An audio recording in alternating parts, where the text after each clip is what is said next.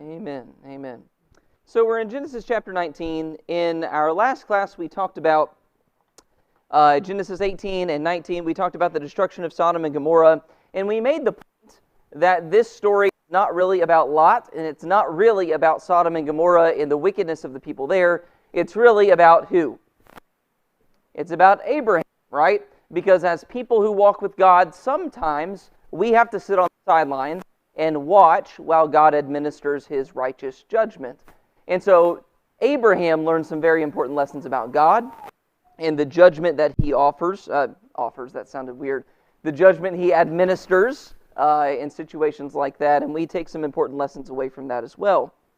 But we skipped over the middle part, where the angels go to the city of Sodom, Lot brings them into his house and saves them from the townspeople. And I want to spend a little bit of time talking about that because we see a little bit more important stuff about the judgment of God there in that situation. So I'm sure you know the story. These angels, they come into the city, they're going to stay in the open square, but Lot tells them, no, you can't do that. You need to stay in my house. And when night falls, the entire city, all the men of the city come, and they want to have relations with those two angels who came to stay in Lot's house. And ultimately, they're struck with blindness, and they continue to search for the door of the house, and we see just how wicked and depraved these people are. And after this, the angels implore Lot and his family to get out of town. We begin reading about that in verse 15. It says, "At daybreak the angels urged Lot on, 'Get up, take your wife and your 2 daughters who are here, or you will be swept away in the punishment of the city.' But he hesitated. Because of the Lord's compassion for him, the men grabbed his hand, his wife's hand, and the hands of his 2 daughters. They brought him out and left him outside the city. As soon as the angels got them outside, one of them said, 'Run for your lives. Do not look back and don't stop anywhere on the plain. Run to the mountains or you will be swept away.' But Lot said to them, 'No, my lords, please. Your servant has indeed found favor with you, and you have shown me great kindness by saving my life, but I cannot run to the mountains. The disaster will overtake me and I will die. Look, this town is close enough for me to flee to. It is a small place. Please let me run to it. It's only a small place, isn't it? So that I can survive.' And he said to them, 'All right, I'll grant your request about this matter too, and will not demolish the town you mentioned. Hurry up, run to it, for I cannot do anything until you get there.' Therefore the name of that city is Zoar. The sun had risen over the land when Lot reached Zoar. Then out of the sky the Lord rained on Sodom and Gomorrah burning sulfur from the Lord. He demolished these cities, the entire plain, and all the inhabitants of the cities, and whatever grew on the ground. But Lot's wife looked back and became a pillar of salt." So when we read about that, it's obviously a very interesting story. The angels are urging Lot to get out. He hesitates a little bit, and they continue to try to drag him out. And he says, "I can't run to the mountains. I want to run to this little city." And the question that I wanted to ask you is, in the midst of all of this destruction, right? The story of Sodom and Gomorrah, we read that and we're like, this is a story about how God judges people who do wickedly. But in the midst of all of this, we still see a lot of grace, don't we? So in what ways do you see the grace of God extended in the midst of the story of Sodom and Gomorrah, particularly in regard to Lot? I thought it was really interesting that despite man trying to intervene and change things, God's will is done in the end with Sodom and Gomorrah and with Zoar. It was going to be good. Like at the end, and you kind of work with people's personalities, they all ended up like Yeah. So you see a little bit of the omniscience of God, right? The overpowering omniscience of God. He knows exactly what's going to happen despite people hesitating and push him in different directions. Guthrie? Yeah, absolutely. Which, that says something really important, right? It speaks to the idea that God has a lot of compassion for us, and God goes to great lengths to get us to do what we need to do. He's not the kind of God that sometimes I am as a dad, where I just say, "Okay, I told you to do that, you didn't do it, now you don't get what you wanted." Like, He urges them and pushes them and grabs their hand and brings them out. There's a lot of grace in that. What else?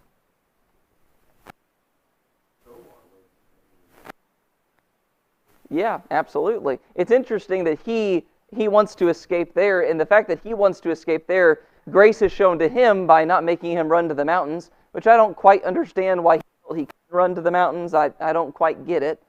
But by him running there and asking for safety there, he also spares the entire city.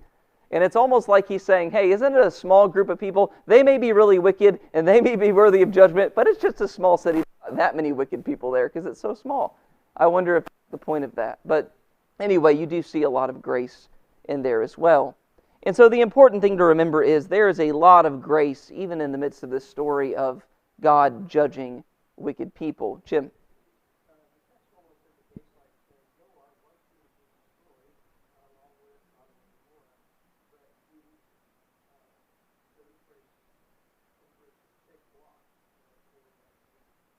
Yeah, absolutely. And you see, I think maybe this is going too far out on a branch, but the idea of a righteous person whose presence in a city actually ends up sparing the city, that has tones of what? Matthew chapter 5, you being the salt of the earth. I mean, that's a little bit on the nose, his wife and everything. But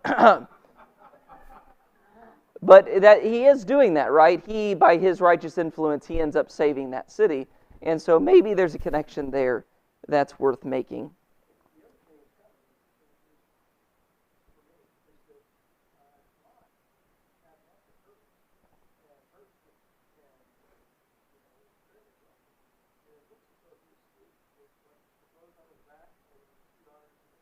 Yeah.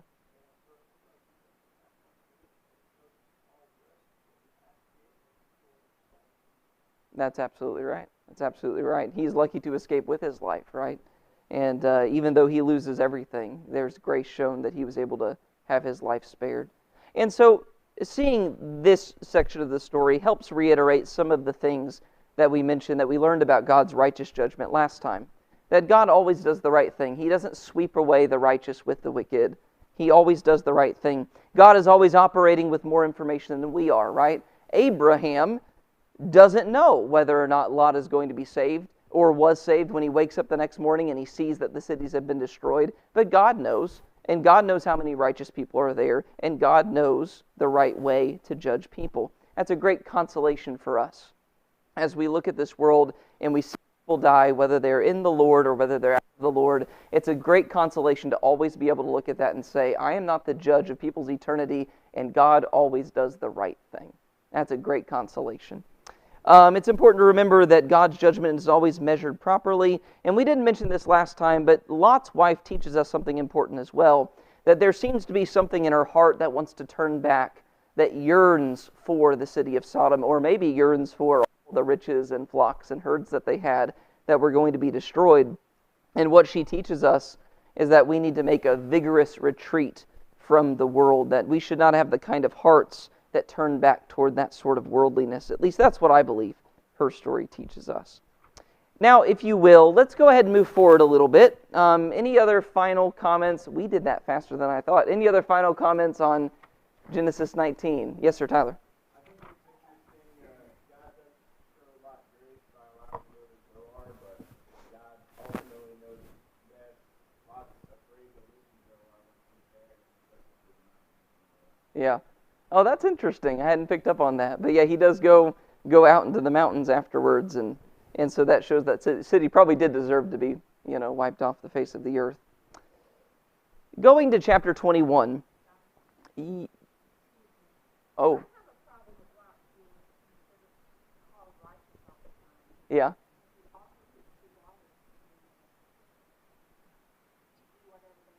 Mm-hmm. Absolutely. Absolutely.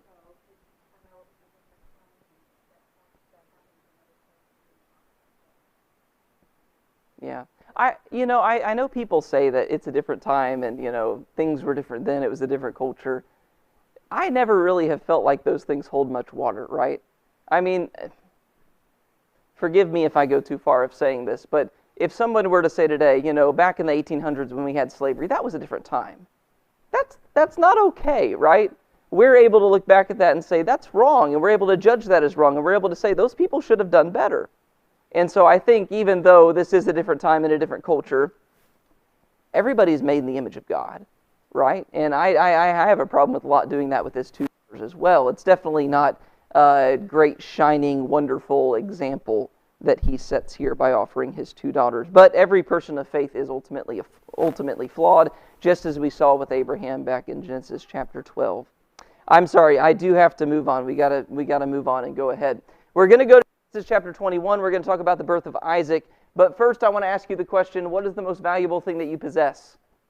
What is and it's supposed to say physical thing. I forgot to put that on there. What's the most valuable? Because everyone's going to say my soul, which is the right answer. What's the most valuable physical thing you possess? What you got? Family? You possess your family? Your Bible. Oh, there you go. There you go. Your Bible. Okay. See, this works better in a college class because they're like, my car, and you guys are all spiritually minded. Okay, my mother's wedding rings, which are probably pretty nice. Very nice. And that's sentimental value too, not just monetary value. What else? Yeah. Your bank account. Okay. Everything in there, yeah, that's the most valuable thing that I've got. Yeah. I believe that. Yeah. Social Security card. That's a pretty valuable thing that you possess, right? Yeah, and you don't want to deal with the headache of having lost that thing. You know, we all have valuable things. And some of us have extremely valuable things. And the thing about valuable things is that we don't want to part with them. And there's some things that we have where if somebody came to us and somebody asked us to part with them, it'd be very hard to say yes to that. In fact, there are some things that we have where there's you can't put a price on it, right? How much money could I offer you to give up your mother's wedding rings? Yeah, does anyone have enough? Does Elon Musk have enough? No. There's some things that are very, very hard. Did you say not right now? Maybe when he doubles as well? Okay. There you go. Fair enough. Some things are very hard to give up and sacrifice. And that's what our lesson's about tonight. From the beginning of chapter 12 onward, as we've said, Genesis is teaching us lessons about what it means to walk with God, what it means to walk by faith. And by the time we get to Genesis chapter 21 and 22, we learn one of the most important things about walking by faith and being a spiritual person. And that is that people who walk by faith, people who walk with God, are required to be willing to sacrifice. We must be the kind of people who are willing to sacrifice whatever it takes, whatever it costs, for the sake of gaining our Lord and being found in Him. And that's what this story is about in Genesis 21 and 22. That's what, among other things, obviously there's very, very good parallels between the sacrifice of Jesus and the sacrifice of Isaac, and we're going to talk about all of that. But on a practical level, what this story teaches us is that as Christians, we need to be the kind of people who are willing to sacrifice whatever it takes in order to please God and walk with Him. So we'll begin in Genesis 21. Someone read Genesis 21, verses 1 through 8 for me. Genesis 21, verses 1 through 8. Then the Lord took the son, as he had said, and the Lord did for Sarah as he had promised. So Sarah conceived and bore a son to Abraham in his old age, the appointed time of which God had spoken to him. Abraham called the name of his son who was born to him, whom Sarah bore to him, Isaac. Then Abraham circumcised his son Isaac when he was 8 days old, as God had commanded him. Now Abraham was 100 years old when his son Isaac was born to him. Sarah said, God has made laughter for me. Everyone who hears will laugh with me. And she said to Abraham that Sarah would nurse. Yeah, I have borne him a son in his old age. The child grew and was weaned, and Abraham made a great feast on the day that Isaac was born. All right. So there's not a lot of practical stuff in here, but I think it's worth reading this passage just because it's such a wonderful moment for Abraham and Sarah, isn't it? This has been a long time coming. They've waited for a long time to have a child, and even after they were promised a child together, they waited a very, very long time. It was a long time before God gave them any kind of tangible guarantee of that promise, that in you and in your family, all families on the earth will be blessed. Now, before all of this, it was just covenants, it was just promises, it was just guarantees that God had made, but finally they have Isaac, they have something tangible, something they can put their hands on that speaks to that covenant that God has made with them.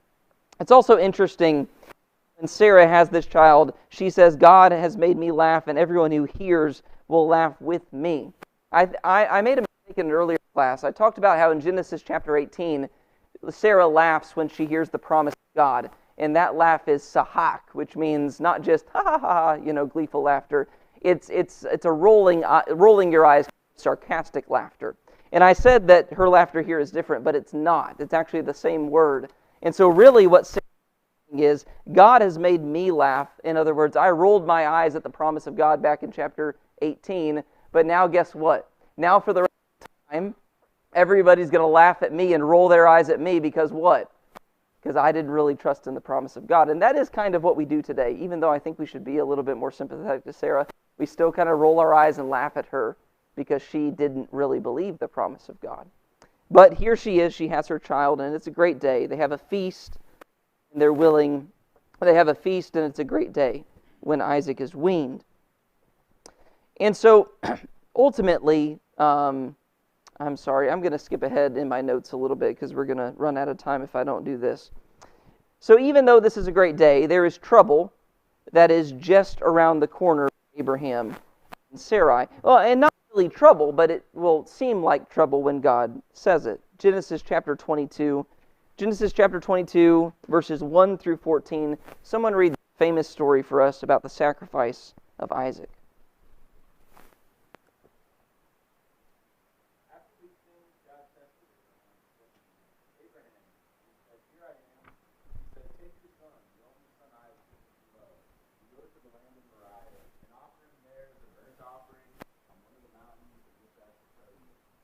Abraham rose early in the morning, saddled his donkey, and took two of his young men with him and his son Isaac. And he cut the wood for the burnt offering and arose and worked in the place of which God had told him. On the third day, Abraham lifted up his eyes and saw the place from afar. Then Abraham said to his young men, "Stay here with the donkey. I and the boy will go over there and worship and come drink to you." And Abraham took the wood of the burnt offering and laid it on Isaac his son. And he took in his hand the fire and the knife. Both of them together. And Isaac said to his father Abraham, "My father." And he said, "Here I am, my son." He said, "Behold, the fire and the wood, but where is the lamb for a burnt offering?" Abraham said, "God will provide for himself the lamb for a burnt offering, my son." So they went both of them together. When they came to the place of which God had told him, Abraham built the altar there, and laid the wood in order, and bound Isaac his son, and laid him on top of the altar, on top of the wood. Then Abraham reached out his hand and took the knife to slaughter his son. But the angel of the Lord called him from heaven and said, "Abraham, Abraham." And he said, "Here I am." He said, "Do not lay your hand on the boy or do anything to him, for now I know that you fear God, seeing you have not withheld your son, your only son, from me." And Abraham lifted up his eyes and looked, and behold, behind him was a ram, caught in a thicket by its horns. Abraham went and took the ram and offered it up as a burnt offering instead of his son. So Abraham called the name of that place, "The Lord will provide." As it says to this day, "On the mount of the Lord it shall be provided." All right.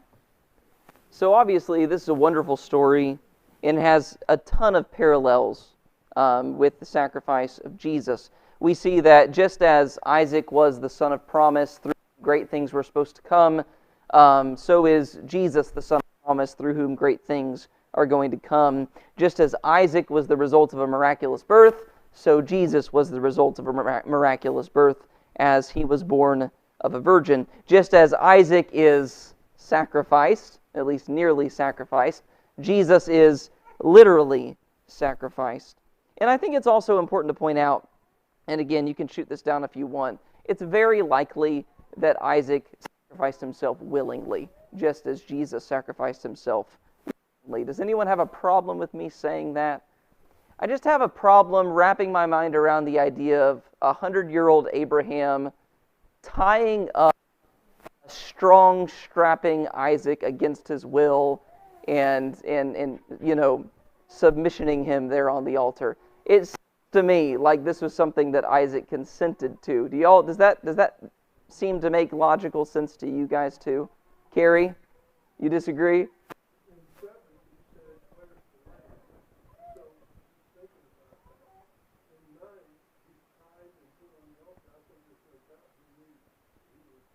Yeah, I think so too. I think so too. And so you see a little bit of a similarity, or definitely a similarity, because Jesus went to the cross willingly, and it seems as though Isaac submitted to his sacrifice willingly as well. And there's many things that we could say about that, and people have made those points before, and so I won't belabor that point this evening. What I do want to focus on tonight is the part that Abraham plays in this story. Because it's not just an impressive story because it reminds us of Jesus on the cross. It's impressive because you see Abraham and you see his tremendous faith in this story. So when you read this and you read about what Abraham is doing, what really impresses you about him? Okay, he did it right away. He doesn't, hesitate. He's not like Lot, right? Should I really leave Sodom? No, he does it right away. As it says where, verse 3, Abraham got up early in the morning, right? He doesn't delay this until the afternoon. He doesn't delay this until a week later. He gets up early in the morning on the next day. When God says something, he jumps into action. And I think that is really, really, really impressive to me. Yes, sir? He didn't bargain, okay? That's right. How about I offer somebody else's kid? Like this, he's a pretty good-looking kid. How about that kid instead of mine? That's interesting. I hadn't thought about that. He didn't try to bargain with God. Didn't try to change God's mind about this. Yes, ma'am. Yeah. So there's... Yeah. And that shows that he knows somehow, some way, it's going to work out. Well, it says later, I should have looked this up and put the reference in here, but it does say later somewhere in the Bible that he believed that God had the power to raise him from the dead. And so he believed he was going to kill his son and God had the power to raise him back up again, which is something that he never would have seen before, right? And nobody on earth had seen before.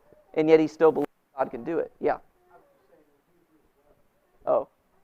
Hebrews 11. Yeah, I'm not sure which verse it is, but yeah.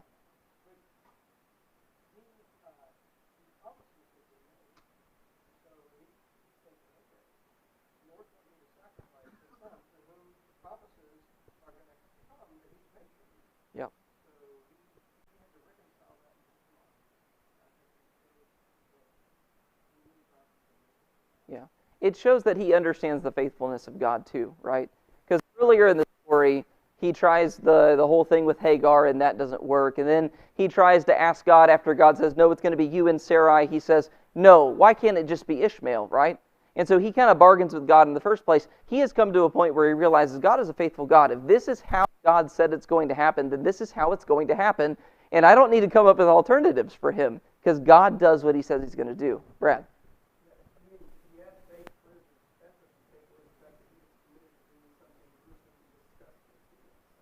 Yeah.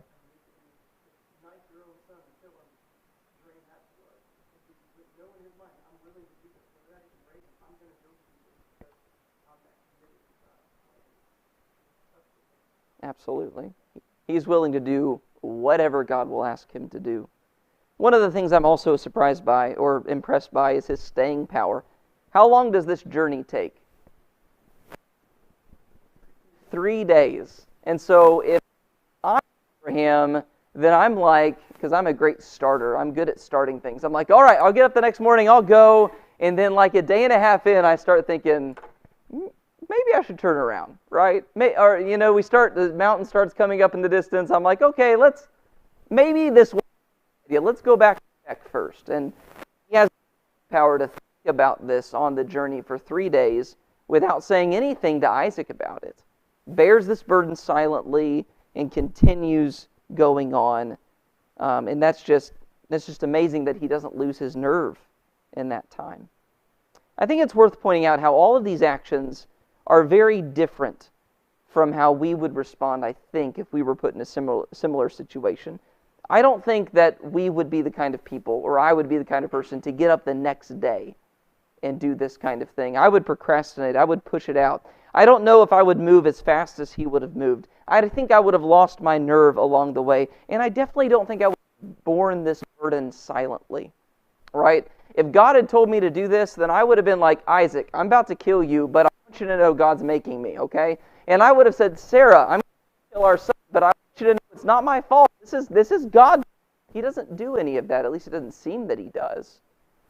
He bears the burden silently, and that's very different than how we would handle it. And so I'm very impressed by Abraham. And I'm impressed by the fact that he is willing to do whatever it takes. He's willing to sacrifice whatever it takes to please his God. That's what it says later on in Genesis 22, 15 through 18. Listen to what it says there. It says, "Then the angel of the Lord called to Abraham a second time from heaven and said, 'By myself I have sworn,'" this is the Lord's declaration, "'because you have done this thing and have not withheld your son, I will indeed bless you and make your offspring as numerous as the stars of the sky and the sand on the seashore. Your offspring will possess the city gates of their enemies, and all the nations of the earth will be blessed by your offspring because you have obeyed my command.'" Now, there's a lot of good things that we could say in that text, but the one that I want you to focus on is what is said there in verse 16.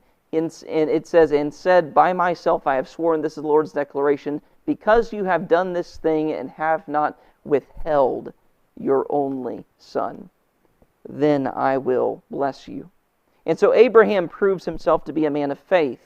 He proves himself to be the kind of person that God is going to be able to use because he refuses to withhold anything from God. And that goes back to the conversation we started with, right? That we all have valuable things. And for all of us, we do withhold those things, right? No amount of money, no amount of whatever could take your mother's wedding rings away from her, right? And so you are withholding that, right? And so this angel tells Abraham, because you would not withhold your son, you didn't hold him back, because God asked for this precious, valuable thing that you've waited so long for, you were still willing to give him up. You would not withhold him from God. And Abraham teaches us that in our walk with God, we need to have that same attitude. We need to walk about on this earth saying to ourselves, there is absolutely nothing on this earth, nothing I possess, that I will withhold from God. Now, you can withhold it from me, that's fine. If I ask for $1,000, you don't have to give it to me. But there's nothing on this earth, nothing that I possess, that I will withhold from God. That's what we see in Abraham. He is willing to give up, give away, and sacrifice whatever may be required. And I think that's a common theme that we see in other Bible characters. Abraham is not the only one who is willing to sacrifice whatever it costs in order to please their God and walk with their God. Who else would be a great example of that? Somebody who would not withhold anything from their God. The lady, that's right there on my list, number 3, Mary, right? Tell me her story, Andy. Sorry. But we have the story in John chapter 12. Mary comes to Jesus and she has that expensive bottle of perfume, which is worth, like, in our money, what, $30,000, $40,000, $50,000, something like that, if not more. And Judas gets mad. That's exactly right. Because she dashes him with it, right? And so she takes this whole bottle. She didn't just drop a few drops on him. She didn't just pour half on him, but she pours all of it out on Jesus. She demonstrates this willingness to say, I'm going to give him whatever's required. I'm going to give him more than he might even ask for because that's how much I want to please him. She's willing to give up whatever it takes, sacrifice whatever's required. Who else? Yes, sir. How so? Yeah.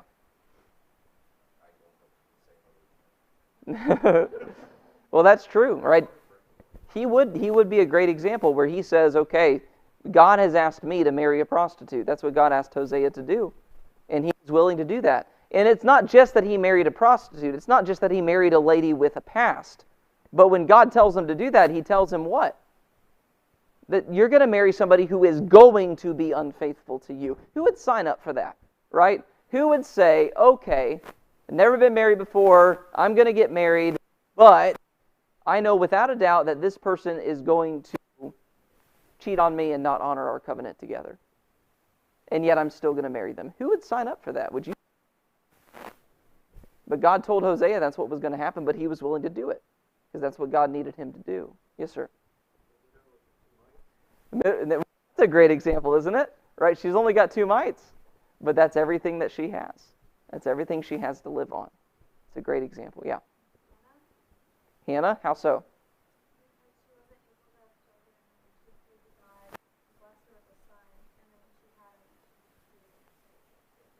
Yeah, yeah, absolutely. She promised that she would dedicate him to the temple, right?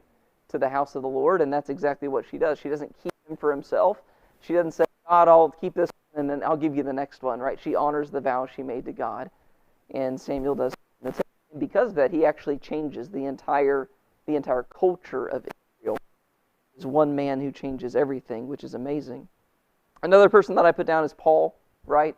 Somebody who had everything in place, his whole life perfectly set up for him, who considered all of that rubbish for the sake of finding Christ and being found in Christ, as he tells us in Philippians chapter 3. I also put down the apostles, who are willing to leave their nets and go follow Jesus, leaving everything behind, their families, their occupations, everything, so that they might follow their Lord. And so we see in a number of different Bible characters this willingness to sacrifice whatever it takes. And I think that's really important for us to pay attention to. But here's another question. Isn't that extreme? Isn't that God asking too much of us? Isn't that something that God doesn't really require of people like you and me? Yeah, sure, Paul was an apostle, so that makes sense. Abraham is the father of faith, so of course he'd ask him to do something hard like that. But surely when it comes to regular, ordinary Christians like you and me, God wouldn't expect us to be that radical, would he? Okay. Jesus gave his life for us. Yeah. And that's the idea of being a Christian, right? Being a Christian is being like Christ, to be transformed into his image, and that's what all of us are, right? And so the fact that Jesus was willing to give everything to save us, if we're going to emulate his example, that means we must be willing to give up everything too. Ethan? We'll just let Glenn go again.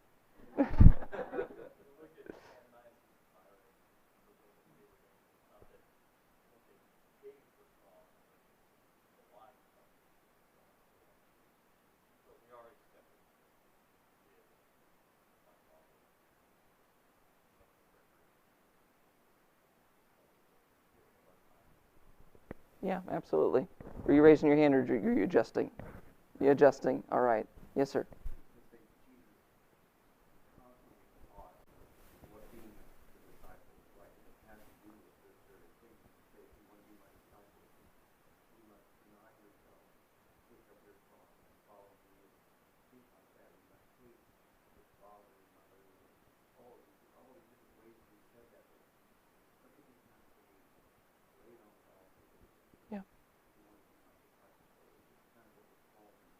Yeah, I think so. And I think it's very important that we dispense with this idea that as regular Christians who aren't, the people that make it into Hebrews 11, God doesn't call us to make those kind of sacrifices. He absolutely does. Man, lots of hands. I love it. I'm going to... Yes?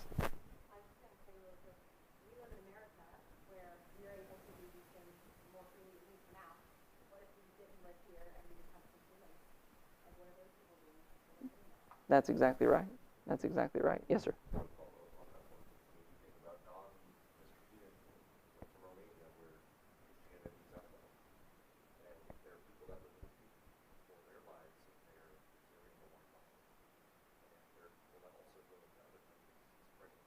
Mm-hmm.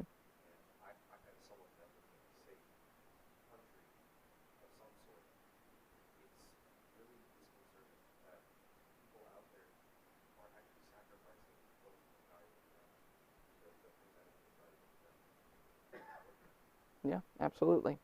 I studied with a lady in China, and she had this question for her sister who had just recently become a Christian. And in China, Christianity is outlawed-ish. It's like you're not supposed to do it, but like the government doesn't send everybody to jail who immediately, as soon as they find out they're a Christian. But if you're a government official, then you allow religion. And so this lady's sister had just become a Christian, and guess what she had? She had a very, very nice government job. And so the question that she asked me was, because of her job and her situation. If she could just be a secret Christian, she was still going to be a Christian and worship and do all that stuff, but she just wasn't going to tell anybody about it. And so she asked me the question, is it okay if she's a secret Christian? And that's really hard for me because I'm sitting here saying, I've never had to do anything like that. I've never had to make a sacrifice like that or make a decision like that. But at the end of the day, what's the Bible say? If you deny me before men, I will deny you before my Father. If you confess me before men, I will confess you before my Father. And so the answer is no. And there are people who are literally doing things like that, even though we haven't been called to do that yet. Kieran, did you have your hand raised?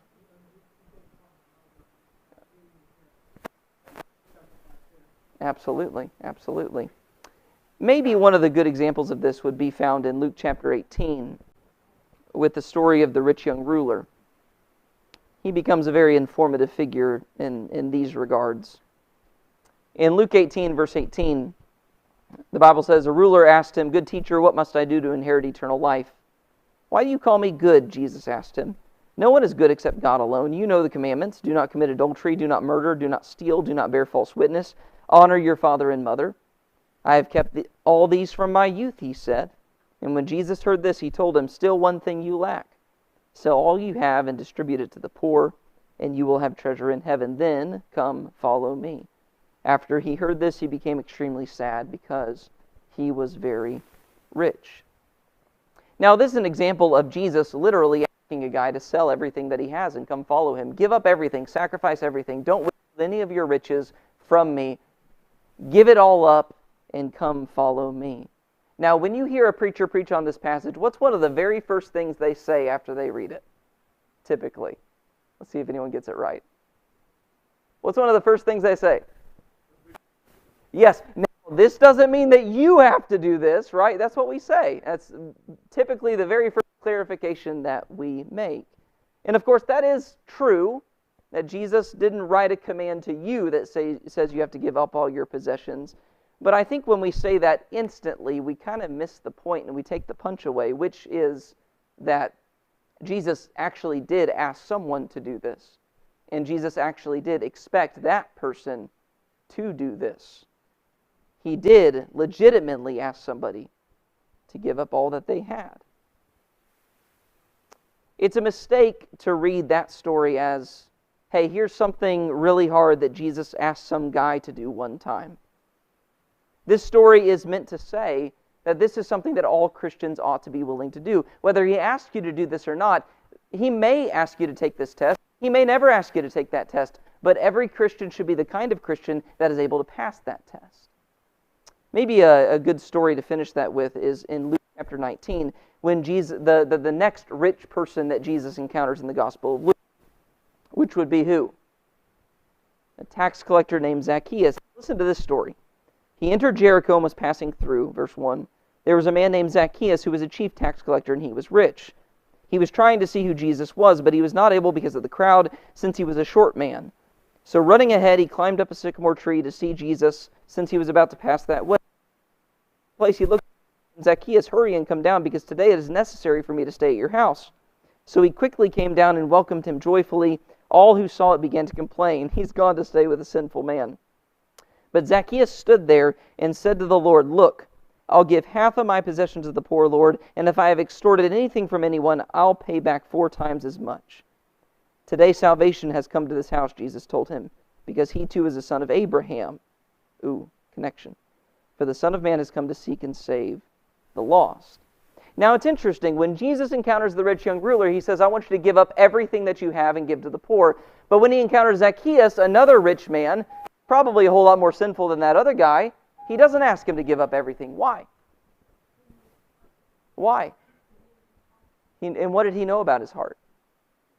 He knows that he would. He doesn't ask Zacchaeus to take this test because he can tell, and it's already very apparent, that Zacchaeus is the kind of guy who would pass this test. And for that reason, he says he's a son of Abraham. Not his faith, but because he's willing to do what Abraham was willing to do. He's willing to give up whatever it takes to please his Lord. He will not withhold anything from God. We need to be those kind of people. Yes, God may never ask us to do the thing that he asked the rich young ruler to do, but every single Christian ought to be willing to pass that test, if that's the test that God gives us. We aren't always very good at that. And honestly, sometimes as Christians, we aren't very good at encouraging other people to do that too. I wonder what would happen if Abraham came to your home and he said, okay, Jonathan, God talked to me. And this was like in a situation where you wouldn't be sending him to a psych ward. God talked to me and he told me he wants me to go sacrifice my son on an altar because that's what he wants. As a Christian, as somebody who's counseling your brother, what are you likely to say, right? I'm kind of putting you on the spot. I didn't mean to do that. But typically, when your brother or sister comes to you with a situation like that, what are you tempted to say? What was I tempted to say to that one lady in China who wanted to be a secret Christian?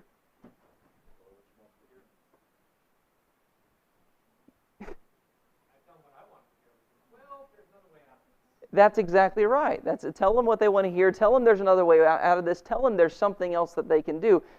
The last thing that we would do is say, well, God said it, so you better go kill your son, Abraham. That's not the kind of thing we typically do as Christians with our brothers. We typically try to help them find another way out. If Mary approached you, maybe this is a better example. If Mary approached you and said, hey, I've got this idea. Jesus is in town.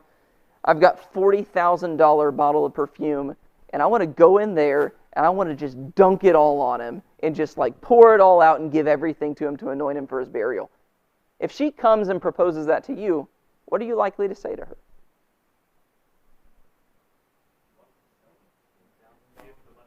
Maybe you're going to say exactly what the apostles say, right? Oh, wouldn't it be better to give that money to the poor? Like, surely you don't want to, maybe that's not the most efficient use of those funds, right?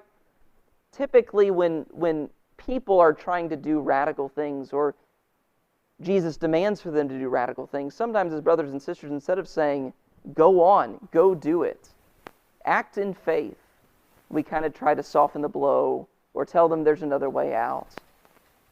But remember, that's supposed to be our attitude. It's supposed to be their attitude. That we are not to be the kind of people who withhold anything from God.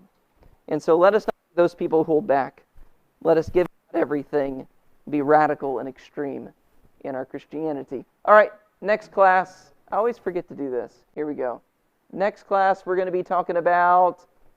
Oh, actually not. I'm sorry. Next class, John Watts is teaching for us. So what chapters are we going to be doing, John? 24. So read Genesis chapter 24. John's filling in for me. I'm going to be over at university, so make sure you read chapter 24 for him. Thank you guys for class.